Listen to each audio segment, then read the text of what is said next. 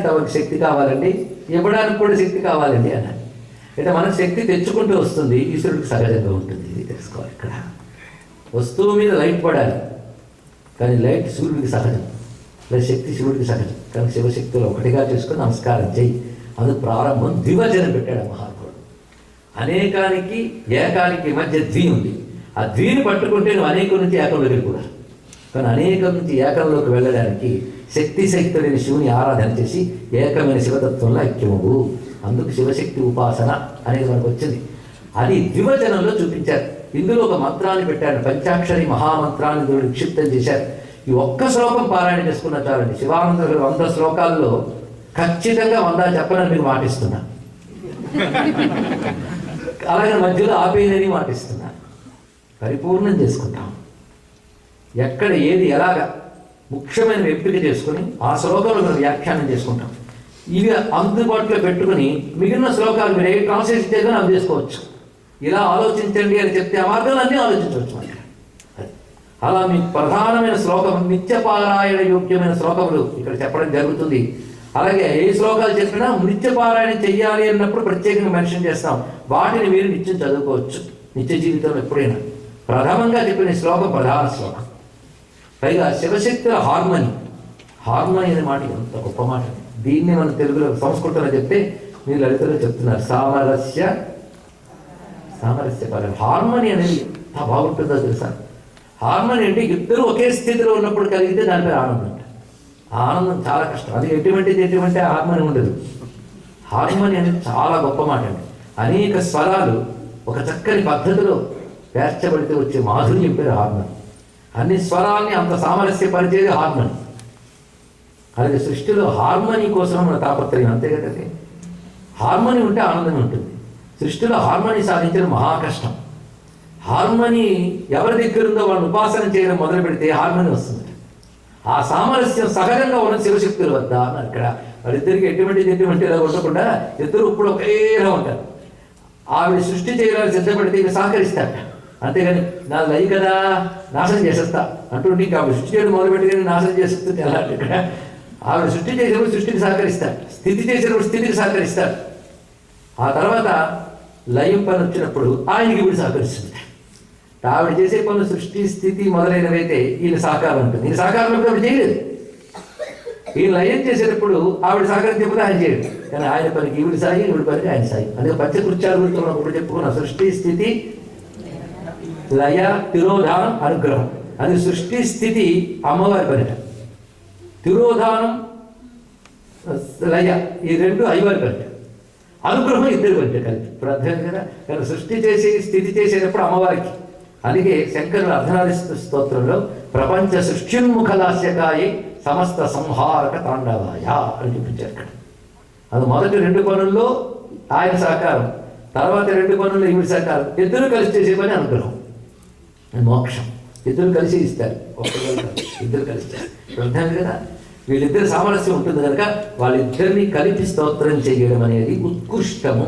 శివశక్తి ఉపాసన సర్వోత్కృష్టము. శక్తి లేని శివుని ఉపాసన చేయరాదు, శివుడు లేని శక్తిని ఉపాసన చేయరాదు అంటారు ఇక్కడ. వాళ్ళిద్దరి మధ్య భేదం చేసి ఉపాసన చేస్తే వచ్చే ఫలితం ఏమిటంటే సూత సంహితలో ఏం చెప్తారంటే వాడు తలకిందులుగా నరకంలో పడి సూర్యచంద్రుడు ఉన్నంతకాలం ఉంటాడని చెప్పాడు ఇక్కడ. ఇది తెలుసుకోవాలి. అలాంటి శివశక్తులను కలిపి ఉపాసించేది ఉత్కృష్టం. ఈ ద్వివచనంలో పనిచేశారని భ్యామ్ అనే శబ్దం వస్తుంది. ఇది చతుర్థీ విభక్తిలో శివ అంటే శివుడు, శివ అంటే అమ్మవారు. చిత్రం ఇద్దరు ఒకటే పేరు. సృష్టిలో ఒకటి పేరు ఒక పేరు ఉండడం మహా కష్టం కదా. అలాంటి వాళ్ళిద్దరు ఒకటే పేరు. అది హార్మోని. పేర్ల దగ్గర నుంచి సామరస్యమే. ఆయన పుంలింగం, ఆవిడ స్త్రీలింగం, అంతే తెలియదు. శివ శివ తత్వత శివం. ఇందాక చెప్పే ప్రపంచోపశివం, ప్రపంచోపశమం, శివం శాంతం. అదే శివ శివ 2 అయింది. ఈ 2 అవడం వల్ల సులభం ఏంటంటే ఈవిడికో నమస్కారం, ఆవిడికో నమస్కారం, ఆయనకో నమస్కారం పెట్టక్కర్లేదు. దాన్ని కలిపి ద్వివచనం చేసేవచ్చు. శివశబ్దం స్త్రీలింగం అయితే శివాయై నమః అనాలండి. పుంలింగం అయితే శివాయ నమః అనాలి. ఇక్కడ ఇద్దరిని కలిపితే శివాభ్యాం నమః అనాలి. ఇద్దరిని ఎప్పుడు కలుపుతారు? పేర్లు ఒకటైతే కలపగలరు, లేకపోతే మహా కష్టం. అందుకని ఈవిడి పేరు ఒకటి, ఈయన వెంకమ్మ, ఆయన పుల్లయ్య అనుకోండి, పుల్లయ్య వెంకమ్మ అభ్యాం నమః అనాలి. అందుకని ఇద్దరిని కలిపి మీరు అన్నారు. కలపాలి అంటే ఇద్దరి పేరు ఒకటి అవ్వాలి. అది కలిసి వచ్చింది ఇక్కడ మనకి. ఇద్దరి పేరు ఒకటే కానీ శివాభ్యాం నమః అని పెట్టారండి ఈ శ్లోకంలో. మీరు పరిశీలించండి సరిగ్గా మనకి 3వ పాదంలో శివాభ్యామస్తోక త్రిభువన శివాభ్యాం, అక్కడ శివాభ్యాం పెట్టి నతి, నతి అంటే నమస్కారం. ఈ నమస్కారం ఎవరికి? శివాభ్యాం నతి, ఇదే శివాభ్యాం నమః లేదా నమశివాభ్యాం. ఆ నమశివాభ్యాం అనేటువంటి శివశక్తి పంచాక్షరిని ఇందులో నిక్షిప్తం చేశారు మహానుభావుడు. మనం నమశివాయ అనుకున్నా, శివాయ నమః అన్నా ఈ శ్లోకం చదువుకోవచ్చు, తప్పేం లేదు. ఆ శివ శబ్దంలో పుంలింగంలో ఉన్నా ఆవిడుంది. అందుకు పంచాక్షరి చేసేవాళ్ళు కూడా ఇది చేయాలి. నేను పంచాక్షరి జపం చేసేవాళ్ళు అమ్మవారితో ఉన్న అయ్యవారినే ధ్యానించాలి తప్ప విడిగా కాదు. అందుకే ప్రధానంగా పంచాక్షరి ధ్యాన శ్లోకం నమః శివాభ్యాం నవయౌవనాభ్యాం పరస్పరాశ్లిష్ట వపుర్ధరాభ్యాం. ఉమామేశ్వర స్తుతి అని శంకరులు రచించి మొదటి వాక్యం ఏం పెట్టారు? నమః శివాభ్యాం అన్నారు. దాన్ని ఇందులో పెట్టారండి మంత్రాన్ని పెట్టి ప్రారంభం ఏంటి? కళాభ్యాం. సౌందర్య లహరి శ్రీ విద్యకు సంబంధించిన విషయం కదా, మరి అందులో లహరి ఇందులో లహరి పెట్టారు. శ్రీ విద్యలో చాలామంది అమ్మవారి మంత్రం పంచదశ చేసేవాళ్ళు ఉండొచ్చు. మంత్రం సభలో చెప్పకూడదు కనుక నేను చెప్పట్లేదు. మంత్రంలో 3 భాగాల్లో ప్రతి భాగం చివర ల క్రీం అని 2 బీజాక్షరాలు వస్తాయి. బీజాక్షరాలు మాటలతో అనకూడదు, పాటలతో అనకూడదు, స్తోత్రంలో పెట్టకూడదు. శక్తి మాత్రం పెట్టచ్చు. దానికి ఏం చేశారు? లహరీం, లహరీం, లహరి. ఆ ఈం అనే నాదాన్ని తీసేస్తే లహరి మిగులుతుంది. అందుకే రెండింటికి అదే పెట్టాడు ఆయన. అది శ్రీ విద్యలో ఉంది, దాన్ని పెట్టాడు. ఇది రహస్యం, మంత్రపరమైన రహస్యం. మరొకటి ఒక్కసారి సౌందర్య లహరి మొదటి శ్లోకం చదవండి. శివశక్త్యాయుక్తో. చేసే స్తోత్రం ఎవరి మీద? చేసే స్తోత్రం ఎవరి మీద? అమ్మవారు. ప్రారంభం ఎలా చేశారు? శివశక్త్యాయుక్త. అమ్మవారి స్తోత్రం చేస్తూ శివుడితో ప్రారంభించారు. ఇక్కడ అయ్యవారి స్తోత్రం చేస్తే వాళ్ళిద్దరిని కలిపి స్తోత్రం చేస్తున్నాడు. 2 చోట్ల శివశక్తి సామరస్యం. ఇది మర్చిపోవద్దు. పైగా ఎంత చమత్కారం చేశారంటే అమ్మవారి దగ్గర చెయ్యదలుచుకున్నది మాత్రం దేవిస్తుంది.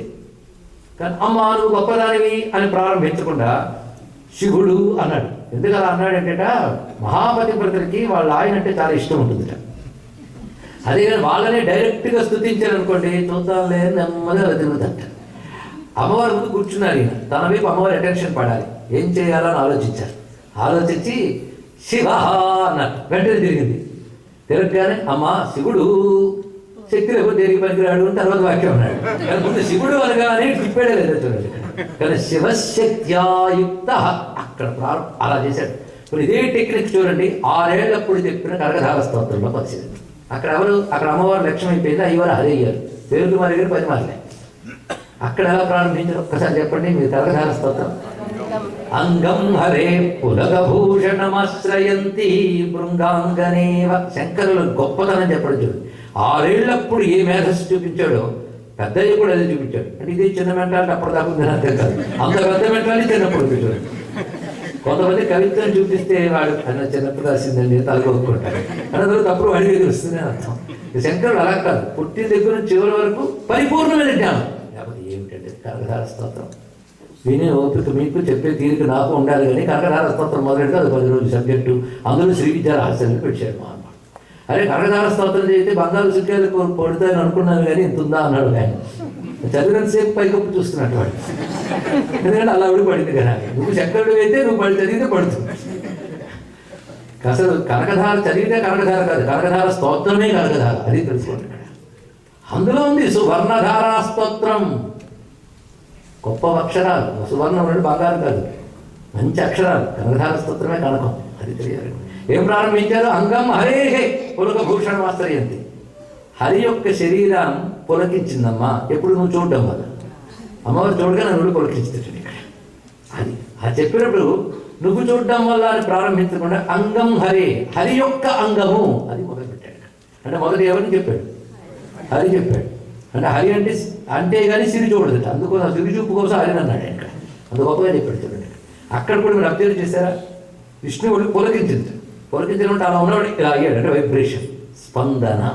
మరి సౌందర్యం దగ్గరికి రండి. నకలు కుశల స్పందితుమపి. స్పందన. నేను చేస్తాను అనుకోగానే మూమెంట్ వచ్చింది, అదే స్పందన. కానీ పరమాత్మల సంకల్పమే స్పందన. స్పందన సంకల్పం. ఆ స్పందన శక్తి అమ్మవారు. అక్కడ నకలు కుశల స్పందితం. చూసారు ఎంత అందమైనది. కనకధార, సౌందర్య లహరి, శివాంధ్ర. ఇలా అన్ని కంపేరిటివ్ స్టడీస్ చేస్తే ఎప్పటికవుతుందని శివాంధ్ర అంటున్నారేమో. కానీ ఒక్కసారి శంకరుల వాంగ్మయం అంతా ఒక్కసారి తెచ్చుకొని ఈ శ్లోకం ఒక్కటి గట్టిగా చెప్పుకుంటే మీరు అలా వెళ్ళిపోవచ్చు, పర్వాలేదు. ఒకటైనా తృప్తిగా వివరించుకున్నాం అనుకోవాలి కదా. కనుక ద్వివచనంలో ఆ శక్తిని అయ్యని ఇద్దరిని కలిపేసి కళాభ్యామం వదిలిపెట్టారు. ఇక్కడ చాలామంది పెద్దలు ఉన్నారు. పంచదశి మహామంత్రం ప్రథమాక్షరం చాలామందికి తెలుసు. కకారం, కాది విద్య, అదే కామశైలిత. కకారంతో ప్రారంభమవుతుంది. లకారం ఇంచుమించు 3 భాగంలో వస్తుంది. వాగ్భవకుట, కామరాజపుటాలు కూడా. కళ తీసుకున్నాడు ఆయన. అంటే పంచదశి మంత్ర రహస్యం, పంచాక్షరి రహస్యం కలిపి పెట్టాడు. అది శ్రీ విద్యా రహస్యాన్ని. ఇవి లోపల దాగిన అంతరార్థాలు. బయటకు ట్రాన్స్లేషన్ చేసి పదాలు చెప్పిస్తే మీకు తృప్తి, నాకు తృప్తి. కానీ అందులో మంత్రశక్తి ఎలా ఉంటుంది మహాత్ముల రచనలో అది తెలియగలిగితే, అందుకే అవి చదివితే వింటే బ్రతుకులు మారిపోతున్నాయంటే అది ఒక పాయింట్ థాట్ మాత్రమే కాదు, తపస్సు ద్వారా వచ్చే మంత్రశక్తి అందరూ పెడుతున్నాడు మహాత్ముడు ఇక్కడ. అది గొప్ప విషయం ఇక్కడ. అందుకే కళాభ్యాం మొదలుపెట్టారు ఇక్కడ. కళాభ్యాం. ఇందులో వాళ్ళిద్దరు కలిసి ఒకటి అయ్యారు కదా. అందుకు శ్లోకంలో ఒక పదాన్ని 2 మార్లు తీసుకొస్తుంటారు. అదొక సౌందర్యం.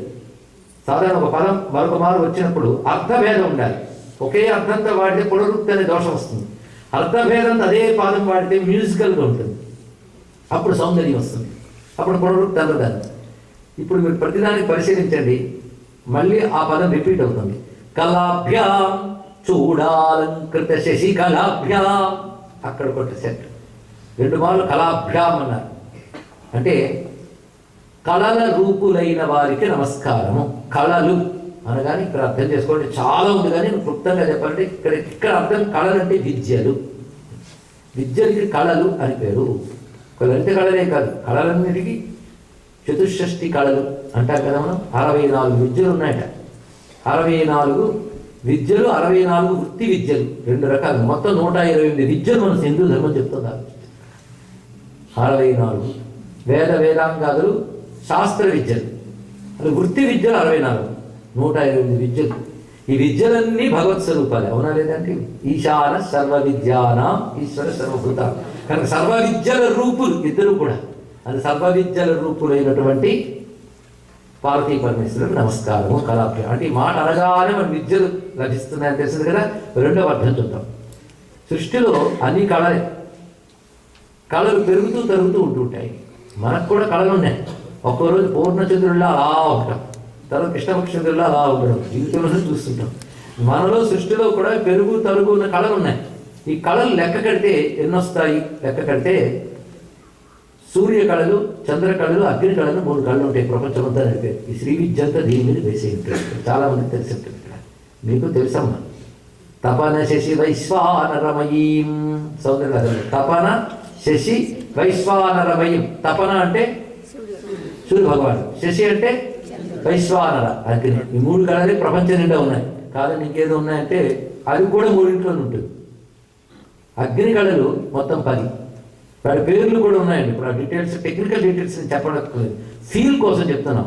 ఎంత అద్భుతమా కళాభ్యాం. రేపు కళాభ్యాం అనగా ఒక్కసారి భావం తెలియాలి. కళల్లో అగ్ని కళలు 10 కళలు, సూర్య కళలు 12, చంద్ర కళలు 16. అర్థమైంది కదా? మొత్తం కలిపితే ఇవి కళలు. ఈ కళలతోనే ప్రపంచం నడుస్తుంది. మొత్తం ఈ కళలే, సూర్య కళలు, చంద్ర కళలు, అగ్ని కళలు, మరొకటి కాదు. మళ్ళీ దీనికి భగవద్గీత సమన్వయం చేయండి, సరిగ్గా అర్థమవుతుంది. 15వ అధ్యాయం స్వామి చెప్తున్నాడు.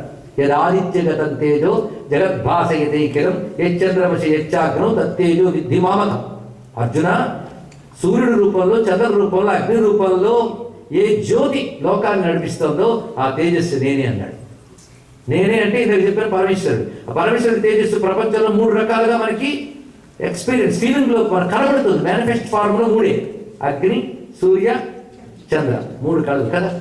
ఈ కళాభ్యాం, ఈ 3 కళల రూపంలో ఉన్నవారు అని వర్ణన. అంతేకాదు ఈ 3 మనలో ఎక్కడున్నాయి చెప్తాం. అగ్ని వాక్కునందు ఉంటాడు. ఇక్కడ మీరందరూ రుద్రం బాగా పట్టుకున్నవారు కనుక అగ్నిర్మే వాచిశ్రిత. అగ్ని వాక్కునందు ఉంటాడు. చంద్రుడు, చంద్రమా మనసు. సూర్యుడు నేత్రాన్ని అధిష్టిస్తాడు. నేత్రం దేని ఎందు ఉంటుంది? శరీరం. కనుక మనకి మనసు, మాట, శరీరం 3 ఉన్నాయి లేదా? దీన్ని త్రికరణాలు అంటారు. వీటిలో కళలు ఉండాలి లేదా?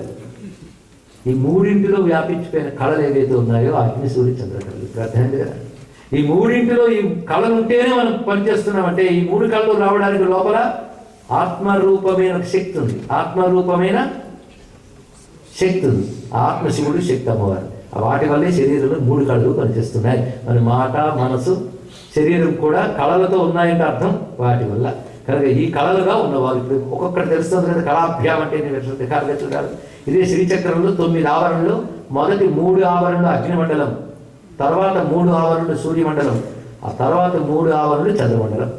ఈ మొత్తం ఈ 3 కళలతో కూడినటువంటి నవావరణ చక్రమే శ్రీచక్రం. శ్రీచక్రం అంటే శివశక్తుల రూపం. శ్రీచక్రం శివయోర్ వపుః. ఇప్పుడు శ్రీచక్రంతో సమన్వయమైంది. ఇంకా మన శరీరంలో యోగపరంగా చూద్దాం. మూలాధారం నుంచి సహస్రారం వరకు వెళితే సరిగ్గా 6 చక్రాలు తీసుకోవాలి. 7వది స్థానం, చక్రం కింద కాదు. దాటవలసినది 6, చేరవలసింది 7.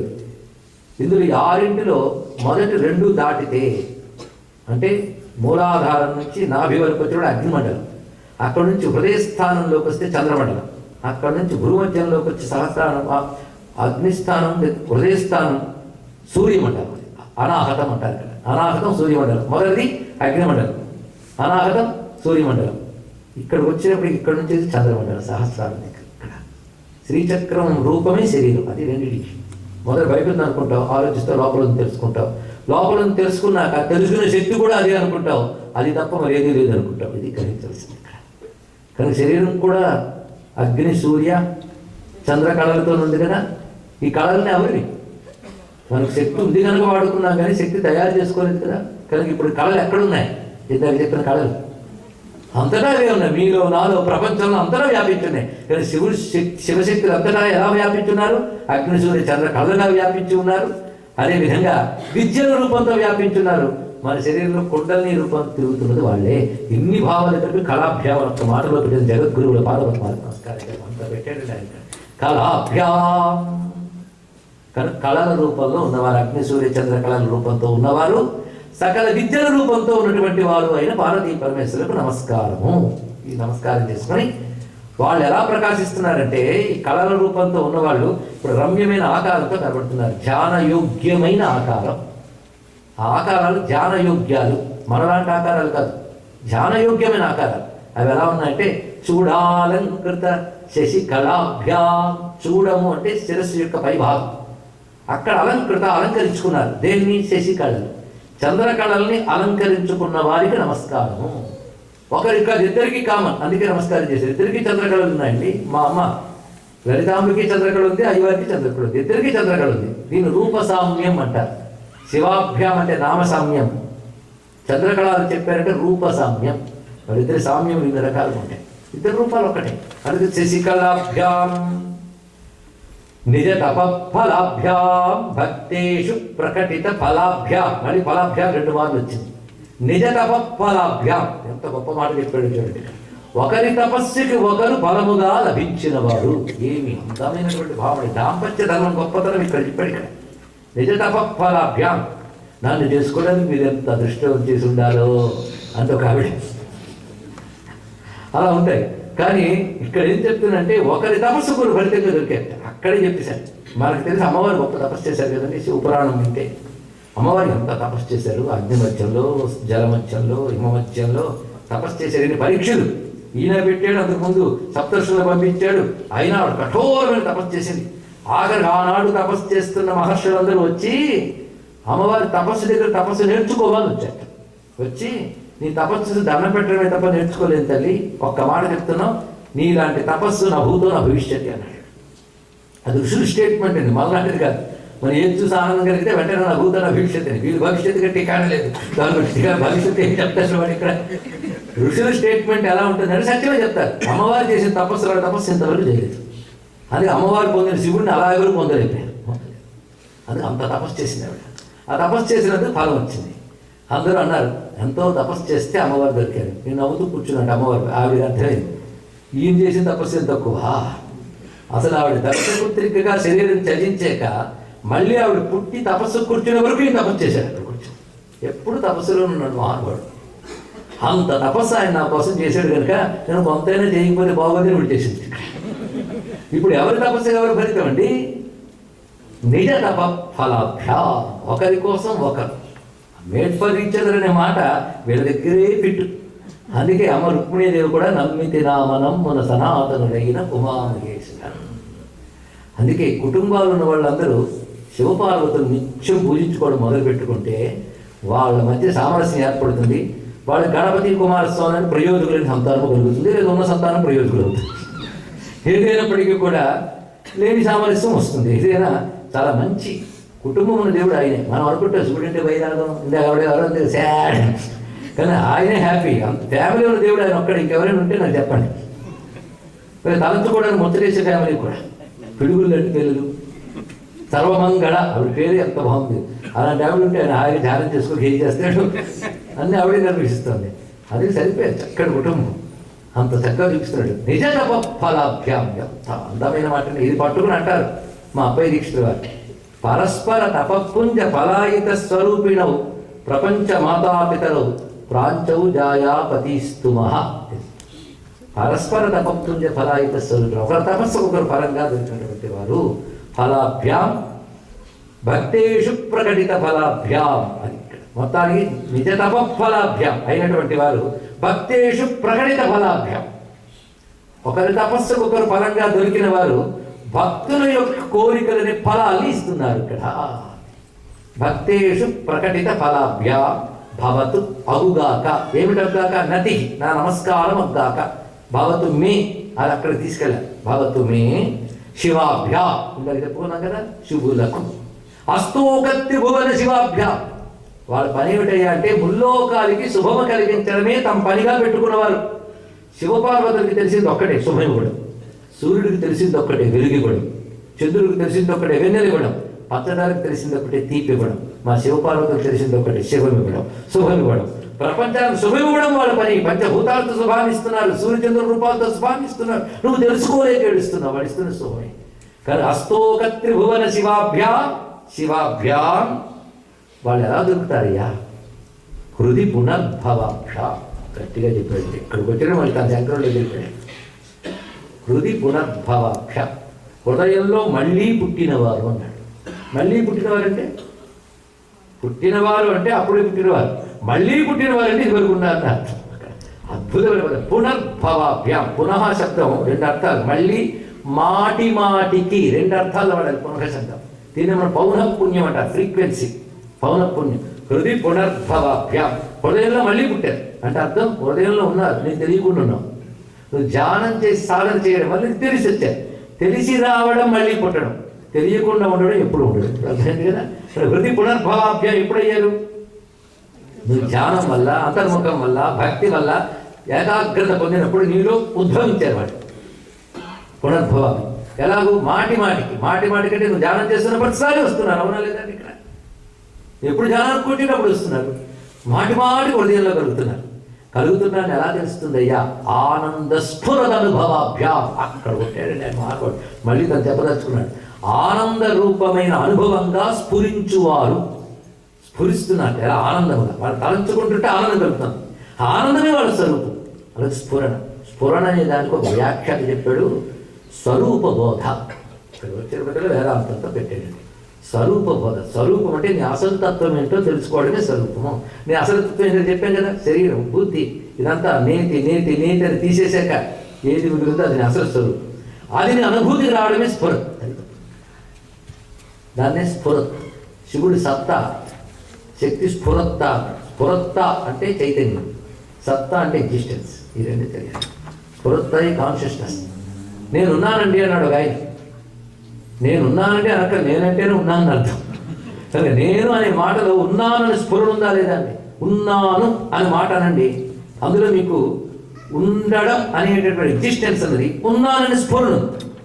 అంటే నేను ఉన్నాను లేనండి అంటే మీరు వెంటనే తీసుకెళ్ళాలండి అంటారు, అవునా లేదా? కానీ ఉన్నాను అనే మాటలో ఉన్నానని స్ఫురణ ఉందా లేదా? కానీ ఉండడం అనే ఎగ్జిస్టెన్స్లో స్ఫురణ, కాన్షియస్నెస్ ఉంది. కానీ ఎగ్జిస్టెన్స్ కాన్షియస్నెస్ వేరుగా ఉండవు. ఆ కాన్షియస్నెస్ చిత్, అది తెలుసుకోవాలి. ఇక్కడ ఏది ఎగ్జిస్ట్ అయ్యిందో అదే నేను తెలుసుకోవాలి. అది ఆ స్ఫురణ, స్వస్వరూప స్ఫురణ అంటారు దీన్ని. అది ఆ ఈశ్వరుడు అనుగ్రహంలో మనకు లభిస్తుంది. ఆ సత్తా చిత్, ఈ రెండు సత్తా స్ఫురత్త అంటారు వేదాంత భాషలో. దీని మరొకటి సత్తు చిత్తు ఇంకేం లేదు ఇక్కడ. ఆ స్ఫురత్త, ఆ అది అనుభవానికి రావడం. స్ఫురత్ అనుభవాక్ష, ఆ చిద్రూపముగా వస్తుంది అనుభవం. అనుభవం ఏంటి? ఆనంద స్ఫురత్ అనుభవాక్ష. కనుక ఎవరైతే హృదయంలో మాటి మాటికి ధ్యానిస్తున్నారో వారి హృదయంలో ఆనందానుభవ రూపముగా స్ఫురించేవారు వారిద్దరు అన్నారు ఇక్కడ. అంటే యోగి పొందే ఆనందానుభవం శివస్వరూపమే. కనుక శివం అంటే ఏమిటో కాదు, యోగి పొందే ఆనందానుభవం పేరు శివం. యోగి సమాధి స్థితిలో పొందే ఆనందానుభవం పేరు శివం. హరి శివాశక్తి రెండు ఒకటే. అందుకు శివాభ్యాం అన్నప్పుడు ఆనంద స్ఫురదనుభవాభ్యాం. శివానందరావు శంకరులు రాశారా, ఎవరు రాశారండి కొందరు అంటూ ఉంటారు. ఈ మాట శంకరుడు తప్ప ఇంకొకరు రాయలేదు. కనుక 100% శంకరులు వచ్చారు. చివరికి వచ్చేటప్పటికల్లా మీకు మళ్ళీ రూపములు ఏమి చూపించలేదు. హృది పునర్భవాభ్యాం ఆనంద స్ఫురదనుభవాభ్యాం. హృదయంలో మాటి మాటికి కలిగేవారు, ఆనంద రూపముగా స్ఫురించువారు, అనుభవ రూపముగా ఉండువారు. ఇదే అంటారు చారయ్య, ఇలాగున వివరించలేను చాలా స్వానుభవైక వేద్యమే. అప్పా రామభక్తి ఎంత గొప్పరా అన్నాడు. స్వానుభవైక వేద్యం. భగవదనుభూతి ఎలా ఉంటుందండి, నువ్వు చెప్పలేమన్నాడు. అదే జలపాతం చూశారు కదా, ఎలా ఉందంటే చెప్పచ్చు, ఫోటో చూపించచ్చు, వేరే చూపించచ్చు. శివానంద ఎలా ఉంటుంది, మొన్ననే వాట్సాప్ తీశారు మీ ధ్యానంలో. అంటే ఎక్కడ అవుతుందండి, చూపించదు, ఇంద్రియాలకు దొరకదు. అది కేవలం అనుభవైక వైద్యం. గొప్ప మాట, అనుభవ ఏక వైద్యం. అయితే వాడు అనుభవాన్ని నీకు అందించలేడు, తాపత్రయపడతాడు. దాన్ని బట్టి నువ్వు అర్థం చేసిన అనుభవం కోసం ప్రయత్నించాలి. నువ్వు అందుకుని నువ్వు ఇంకోటి చెప్పలేదు. మూకాస్వాదనవత్ అన్నాడు నారదుడు వారు. మగవాడికి లడ్డు పెట్టి ఎలా ఉందని అడిగారు, ఏం చెప్తాడే బాబు అలా ఉంటుంది. ఇది కూడా ఇది కేవలం అనుభవిక వైద్యం. ఆ అనుభవం ఎలా ఉంటుంది? ఆనంద స్ఫురదనుభవాభ్యాం. అది ఎలా జరుగుతుంది? హృది పునర్భవాభ్యాం. ఆ ఆనందం యొక్క మూర్తి ఎలా ఉంటారు? కళాభ్యాం చూడాలంకృత శశికళాభ్యాం నిజ తపఫలాభ్యాం భక్తేషు ప్రకటిత ఫలాభ్యాం భవతు మే శివాభ్యామస్తోక త్రిభువన శివాభ్యాం హృది పునర్భవాభ్యాం ఆనంద స్ఫురదనుభవాభ్యాం నతిర్యం. ముందు ఈ శ్లోకం కానీ చదివితే ప్రథమ ప్రయోజనాలు వచ్చేస్తాయి. శివశక్తులు సామరస్యమూర్తులు కనుక సామరస్యాన్ని అందిస్తారు. ఇప్పుడు కావాల్సిన సమస్య అదేనండి, అంతా వైషమ్యమే. ఒకరికొకరు పడకపోవడం ఎక్కువైపోయింది అన్నింటిలో. కుటుంబాలు పడట్లేదు, దంపతులు పడట్లేదు, సమితులకు పడట్లేదు, సంఘాలకు పడట్లేదు, మనిషి పడట్లేదు. ఇది మళ్ళీ సెట్ అవ్వాలి అంటే శివశక్తుల స్మరణ మళ్ళీ కావాలి మనకి. అందుకే ఇది కేవలం భక్తికి వేదాంతానికి కాదు, బ్రతుకు నడవడానికి కూడా పనికి అత్యద్భుతమైన శ్లోకం కావాలని భావన చేసి మంత్రంగా నూరుదాం, సాధనలోకి తెచ్చుకుందాం, క్రమంగా అర్థం చేసుకుందాం. విశ్వమంతా నిండి ఉన్నటువంటి ఆ శివశక్తి స్వరూపం ఏదైతే అగ్ని సూర్య చంద్ర కళల రూపంతో వ్యాపించిపోయిందో వారు ఉభయుల్ని తాదాత్మ్యంగా ధ్యానం చేయడం మొదలు పెడితే హృదయంలో ఆనంద రూపంగా వాళ్ళ అనుభవానికి వస్తారు అంటూ ఆనంద స్వరూపులైన శివశక్తులకు నమస్కారం చేసుకొని ఇవాళ ఇంత చెప్పి ఒక్క శ్లోకం అనుకోవద్దు, శివానందల సారం ఇవాళ చెప్పడం జరిగింది. ఆ మాటకు వస్తే శివానందలు పూర్తయిపోయింది. ఏముంది, మొత్తం సారం అంతా చెప్పుకున్నాం మనం. ఈ సారం తెలుసుకున్నాం కనుక రేపటి నుండి శ్లోకాలు చక్కగా నడుచుకుంటూ వెళుతూ ఉంటాం. మనమా చెప్పేది చెప్పించేది. జగద్గురు స్మరణ చాలు. శంకర స్మరణ చాలా విశేషమండి. ప్రతి ఇంట్లో జగద్గురు శంకరాచార్య చిత్రపటం, ఆయన పుస్తకాలు ఉండాలి. రోజుకొకటైనా ఆయన రచన చదవనది పడుకోను అని ప్రతిజ్ఞ పట్టాలి. ఇది చూద్దాం వచ్చే ఏడాదిలో ఏం చేస్తాం. ఏదో ఒక రచన అంటారు. ఎంత అద్భుతమైన మార్పు ఉంటుందో మీకు తర్వాత తెలుస్తుంది నెమ్మదిగా. మొత్తానికి మనం ఇవాళ చెప్పుకొని ఒక్క శ్లోకం అటు శ్రీ విద్యా రహస్యాలు, ఇటు శివోపాసన రహస్యాలు వీటన్నింటినీ నిక్షిప్తం చేసుకుంది. ఆ అర్థాన్ని మనం చెప్పుకున్నాం, మననం చేసుకుంటూ చదువుకుని తరించిపోదాం. ఒక్కసారి శ్లోకం అనుకుని స్వామిని మంగళహారతి ఇద్దాం. రోజుకి 2 గంటలు కనీసం పడుతున్నాం మా ప్రవచనం. ఇవాళ 7 అనుకుంటే 9 అయ్యేది, మనం 7:30 అయ్యాం ప్రారంభించేటప్పటికి. అందుకు నేను 5 నిమిషాలు తక్కువ 2 గంటలు చెప్పడం జరిగింది. ఎక్కువ సమయం అయిందని అనుకోవట్లేదు, కానీ మీరు ప్రిపేర్ అవ్వండి. ప్రారంభించిన దగ్గర నుంచి 2 గంటలు. ఎందుకంటే నాకు బే ఏరియా పేరు ప్రత్యేకమైన అభిమానం ఉందనేది మాత్రం వాస్తవమే. ఎందుకంటే ఇక్కడ శ్రోతలకి ఉన్నటువంటి ఆసక్తి గొప్ప. అందుకే నేను అతిపరిచయాలు అవజ్ఞ సంతగమన ధనాదలో భవతి అనే మాట విని జంకుతూ ఉంటారు రావడానికి. కానీ పర్వాలేదు రావచ్చు అని అభిమానంగా మనందరికీ పెద్దలైనటువంటి శాస్త్రి గారు ఇచ్చిన మాటని అందిపుచ్చుకుని మళ్ళీ వచ్చేసాం. అయితే శంకరులు ఇచ్చిన శివానంద లహరి ప్రవహింపజేయడం కోసం మనం వచ్చాం. ఇంక ఇవాటి నుంచి మనం లహరిలో మునకలు వేద్దాం మాటికి. రేపు మళ్ళీ సమావేశం అవుతాం. నాకు తెలుసు వర్కింగ్ డేస్ నాకు కొంచెం ఇటు ఆలస్యం అవుతుంది, నాకేం పర్వాలేదు. ఎప్పుడు ప్రారంభించినా 2 గంటలు ప్రిపేర్ అయ్యి మనం శివాంధ్రాన్ని ఆస్వాదిద్దాం. ప్రధానమైన శ్లోకాన్ని విడిచిపెట్టవద్దు. భక్తికి అవసరమైనవన్నీ తీసుకుందాం. అందులో కూడా మళ్ళీ నిత్య జీవితానికి కావలసినటువంటి 5వ పదం చెప్తాను, ఎక్కువ కాదు. అవి చేసుకుంటే చాలు. ఇక్కడ మళ్ళీ రేపు సమావేశం అవుదాం. జగద్గురుకు నమస్కారం, శివశక్తులకు నమస్కారం. జయ జయ శంకర హర హర శంకర, జయ జయ శంకర హర హర శంకర, జయ జయ శంకర హర హర శంకర, జయ జయ శంకర హర హర శంకర, జయ జయ శంకర హర హర శంకర, జయ జయ శంకర హర హర శంకర. సర్వమంగళమాంగళ్యే శివే సర్వార్థసాధికే శరణ్యే త్రయంబకే గౌరీ నారాయణి నమోస్తుతే. శ్రీమద్రమారమణ గోవిందో హరి.